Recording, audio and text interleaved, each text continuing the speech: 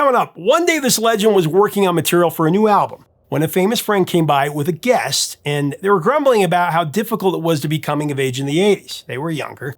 When this legend, who was nearly 25 years older than them, recalled similar challenges when he was a teenager, one of the young men dismissed his empathy, saying, "Nothing bad ever happened in your day." When they left, the artist was compelled to write a song that covered all the stuff that had impacted the world during his lifetime. This song became an international pop culture commemorative. Yet the author regarded it as one of the worst compositions of his career. It was so wordy, this artist said if he missed one word in concert, it became a total train wreck. It was a novelty song that became one of the biggest #1 hits of the year. The story of the smash and all of its irony is coming up next on Professor of Rock. Hey music junkies, Professor of Rock, always here to celebrate the greatest artists and the greatest songs of all time. You know, if you like to play the game of adult peekaboo at concerts, well, they're encores, you're going to dig this channel of deep musical nostalgia. Make sure to subscribe below right now. I know you'll find something to dig in this channel. Check the bell and everything so you get to our latest interviews. You know, there are some songs you remember forever because of the circumstances of how the song came into your life. Today's song fits that category for me. It's actually a pretty funny story how this song came about. One of the greatest composers of the 20th century turned a conversation with two young guys into a grocery list of people and events that became a #1 smash. I mean, if you think about it, the Piano Man turned a grocery list, a laundry list of items, into a #1 hit. To me, Billy Joel is one of the most revered lyricists of the rock era. Forget his piano playing for a second, his ability to compose a hit song, a great melody. This is a guy who never gets credit for his lyrics. The songs he's written have connected with me in a way that's difficult to put into words. I love his multitude of hit songs that he's released since his emotional barroom tour de force, Piano Man in '73. Sing us a song, you're the piano man. It's hard to rank his songs in order of personal preference, but you know, I tend to gravitate more to his deep cuts. Talking about scenes from an Italian restaurant, Where's the Orchestra, and I Don't Want to Be Alone Anymore. Where's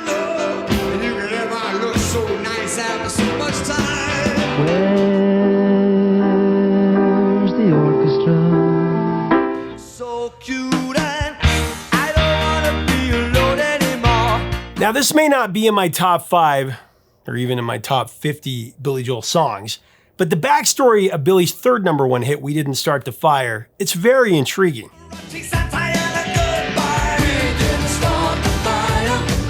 Back in 1989, Billy was in a studio working on new material for Stormfront, his 11th studio album. This is when Billy was in the throes of creating new songs, and he welcomed visits from friends, often playing rough drafts of tracks in progress to get their opinion. One of those friends that came on one occasion was Sean Lennon, the son of the late, great John Lennon. John Lennon, of course, a major influence on the life of Billy Joel. It was Lennon's appearance with the Fab Four on that landmark episode of The Ed Sullivan Show in 1964. As one of the most watched episodes in television history, Billy was one of 73 million people that watched the Beatles perform with wide-eyed fascination. Oh yeah, I'll tell you something. The performance of the four lads from Liverpool changed 14-year-old Billy's life, and it convinced him to pursue a career in rock and roll. Up to that point, he hadn't really considered playing rock music, but when he saw four guys on TV that didn't look like anyone he'd ever seen, he was hooked. Or they looked like, guys from the working class.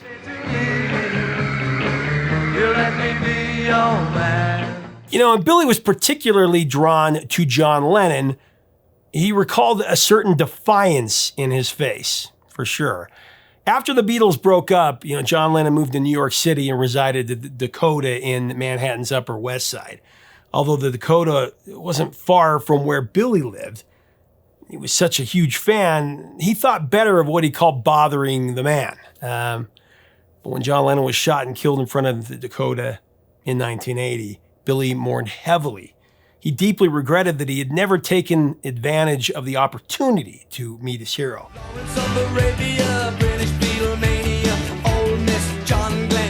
Many of the tracks on his best album, The Nylon Curtain, were influenced by this event. And Billy Joel even sounds like the ghost of Lennon, in tracks like Scandinavian Skies and Surprises.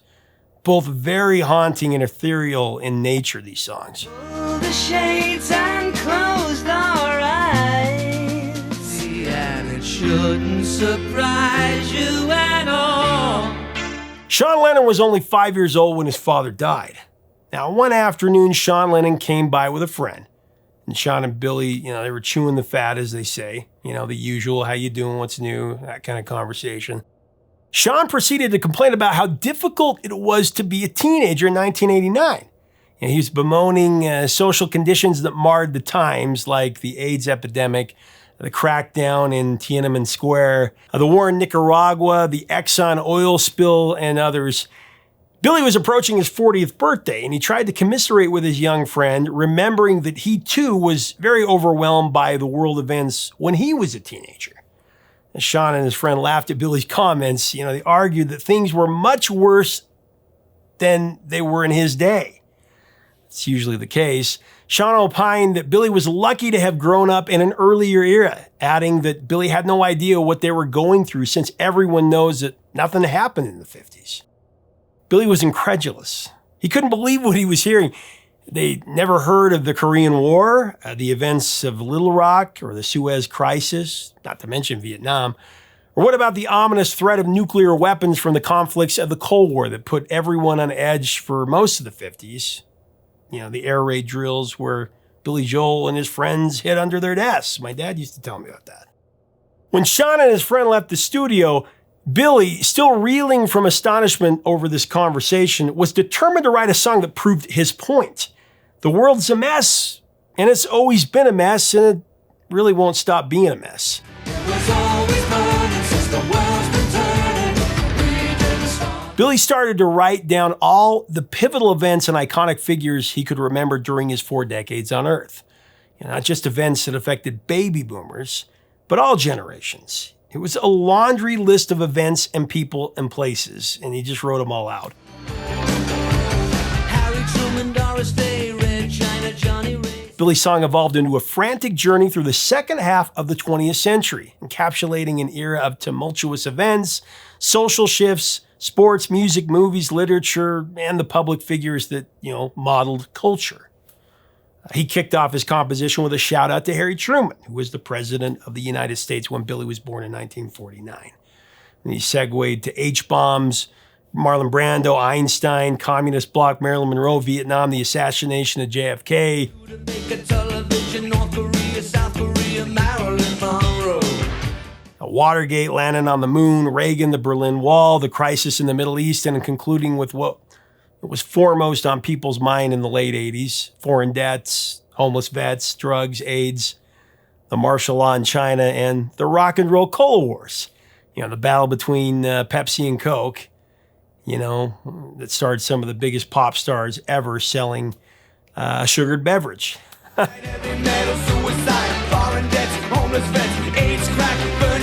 All told, Billy made over 120 references in his lyrical whirlwind. Some have it higher, some have it lower. When the lyrics for his empathetic retort to Sean Lennon's one-sided commentary were completed, Billy struggled to come up with a title for this song. For Billy, he jotted down the chain of events and the personalities. That was the easy part. He wrote them down as fast as his memory recalled them. Billy had a chord progression that he claimed originally belonged to a country song that he was trying to write. It was called Jolene, and he shoehorned the words into the makeshift chords.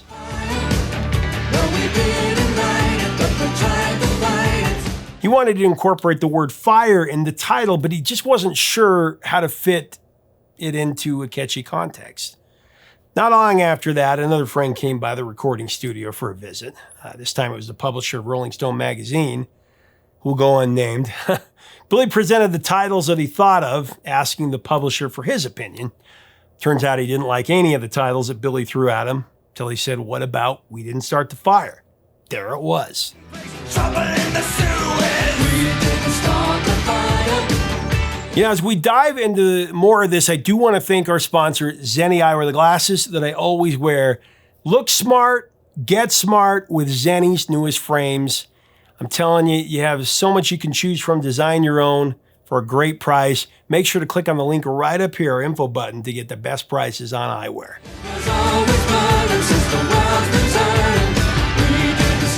We didn't start the fire. It served as a metaphor to the constant infernal chaos of the world. It was always burning since the world's been turning, right? Referring to the axial rotation of planet Earth. I mean, in essence, Billy is saying humanity is not responsible for the fire.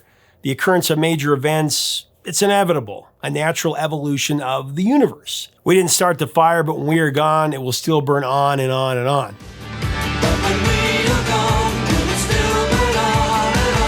The construction of We Didn't Start the Fire, it was an unorthodox development for Billy Joel. I mean, most of the time when he built a song, the music was written first. But in the case of We Didn't Start the Fire, the melody, that came second. It would lead to Billy's dissatisfaction for this song. Second to only Paul McCartney in melody, really the king of melody, these guys. In an interview in Billboard magazine, Billy stated that he thought he did a pretty good job with the words of the song, and he was proud of the clever lyrics, but he was very critical of the musical arrangement for We Didn't Start the Fire. What he said is, it's terrible musically. It's like a mosquito buzzing around your head. Those were his exact words. In other interviews, Billy had a lot more comical descriptions about the song's melody. During a conversation with filmmaker David Horn, Billy commented that if you isolate just the melody of We Didn't Start the Fire, the song is terrible, like a dentist drill.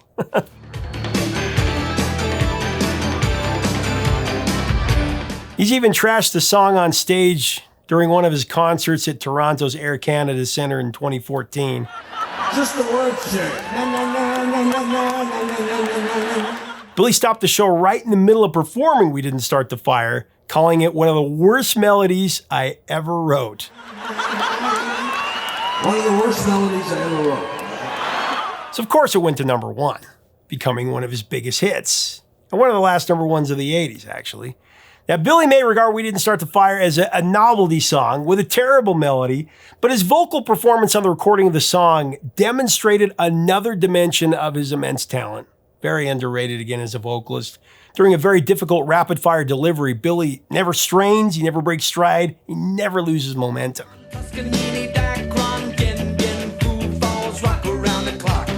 The thing about Billy Joel, he is the master of syncopation, syncopating the words. There's never too many words or too few words. He hits it right on the money every time. There's not a word where he does that. You got lyricists like Dylan and Springsteen, I love them, but they're always forcing more words than it just doesn't flow as well. He does that better than anybody, Billy Joel.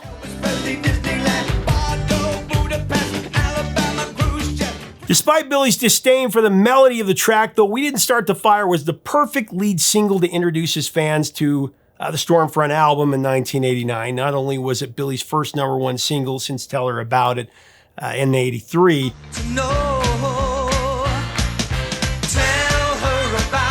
it also rose to number 2 in Australia and Canada. It went to number 4 in West Germany, number 3 in Ireland, and number 7 in the UK, worldwide hit.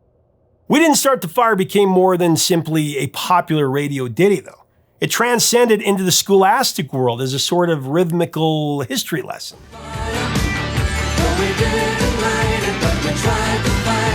Not long after the single was released, a 5th grade class at Banta Elementary School in a small town in Wisconsin used the lyrics of the song to select for the school's history curriculum that year.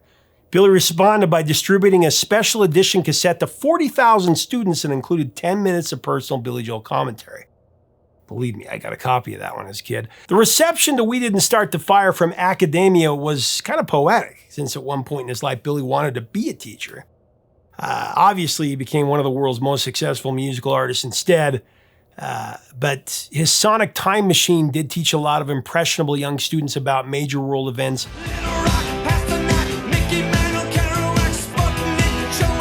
The music video for We Didn't Start the Fire, that was also a big hit on MTV. The montage of characters included appearances by Marlee Matlin, who won an Academy Award, you remember, for Best Actress for her performance in the movie Children of a Lesser God. There was Martine Beswick, who had roles in 2 James Bond movies of the Sean Connery era. Thunderball and From Russia with Love. And Randy Irwin, who would later portray a construction foreman in several episodes of Stranger Things on Netflix.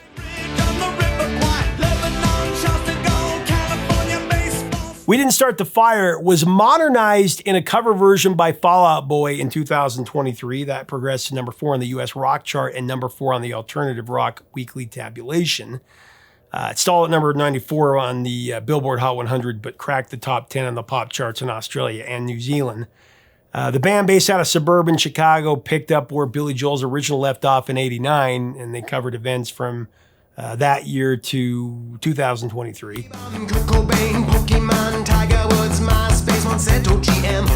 Pop culture, they've had a lot of fun with We Didn't Start the Fire.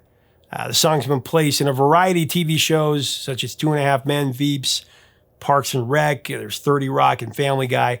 3 parodies of the song really stand out from this group, though. They'll Never Stop the Simpsons on The Simpsons. What else do I have to say? They'll never stop the Simpsons. Ryan Didn't Start the Fire from The Office. It's burning since the world's been turning. Ryan started the fire. And a really funny bit on The Tonight Show with Jimmy Fallon where the Avengers sang about the history of Marvel Comics over the music track of Billy Joel's tune. Here we go, everyone a step more. Start the fire. I mentioned that Billy Joel uncharacteristically wrote the lyrics of We Didn't Start the Fire before he came up with the music. It was one of several change-ups that Billy implemented for Stormfront. The album would mark the first time that a Billy Joel album was not produced by longtime collaborator Phil Ramone since the Turnstiles record that came out in '76. I guess after the lackluster sales of The Bridge in '86, which actually sold 2 million copies, but quite off Billy's typical 5 to 10 million standard. Billy wanted to mix it up with a different producer, and he went with Foreigner founding member Mick Jones as the producer, to give Stormfront a more modern vibe, I guess. The Billy Joel-Mick Jones alliance, it worked really well. We Didn't Start the Fire was nominated for Record of the Year. Stormfront was the 3rd Billy Joel album to reach number 1 on the Billboard album chart, striking that milestone in December of '89.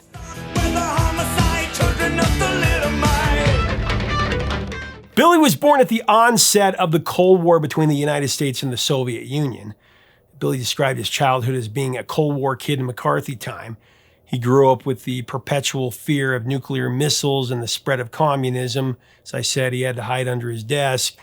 Leningrad, a deep cut on Stormfront, truly illustrates the cultural divide between the two countries, with Billy narrating a song about a Russian clown named Viktor Razumov, whom he met while during his groundbreaking tour of the Soviet Union in 1987. Throughout Leningrad, Billy compares his life with Viktor's, showing the difference and the similarities of American and Soviet life. Billy gives details of Viktor's life and how he, like many, lost his father during the horrors of World War II. Viktor enlisted in the Red Army, and then he became a circus clown to bring joy to Russian children. Just a beautiful deep cut from the master of the deep cut, I might add, Billy Joel.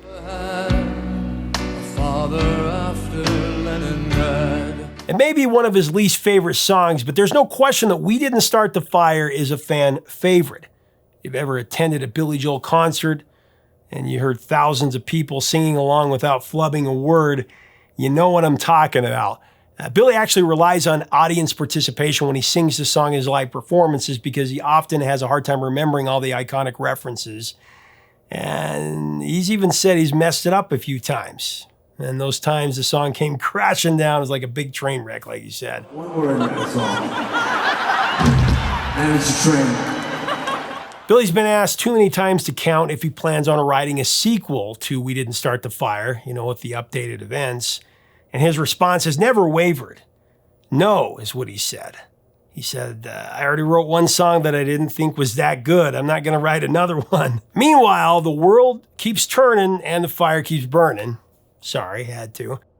Traversing through triumphs, tragedies, and, a relentless march for progress.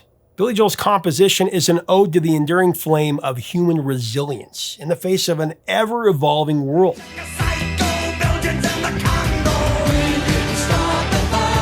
Like I said, I've been a Billy fan since I first heard My Life when I was like 4 years old. Oh, this is my life. First time I heard this song, it was on a radio show called Future Hits. It was well before the song was released, and I remember staying up late one Sunday night because I heard they were playing, Billy's new song. And this was in the days before digital media, so you had to get on it. I heard he was working on a new album for about a year before that, and I was counting down the days until it would come out. So yeah, that night I recorded it onto a cassette, and late into the night, I wrote out every single lyric in a notebook. I'd listen, I'd write it down, I'd rewind. By the next day, I had the whole thing memorized.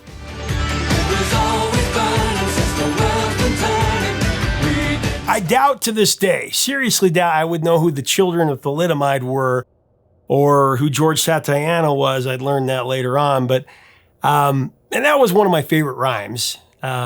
Starkweather homicide, children of thalidomide. That was a really great lyric. My favorites were when he mentioned James Dean and Elvis Presley. Einstein, James Dean, Brooklyn's got a winning team, Davy Crockett, Peter Pan. The next day, I remember I pulled out my dad's old world encyclopedias and I studied all of these references. And it was great timing too, because about 2 months later, we covered the 40s, 50s, and 60s in history class, and I got an A+ on the test. But I had to be careful because if I was following Billy's advice, I didn't want to be a straight A student. Who says that rock and roll can't teach you a thing or two?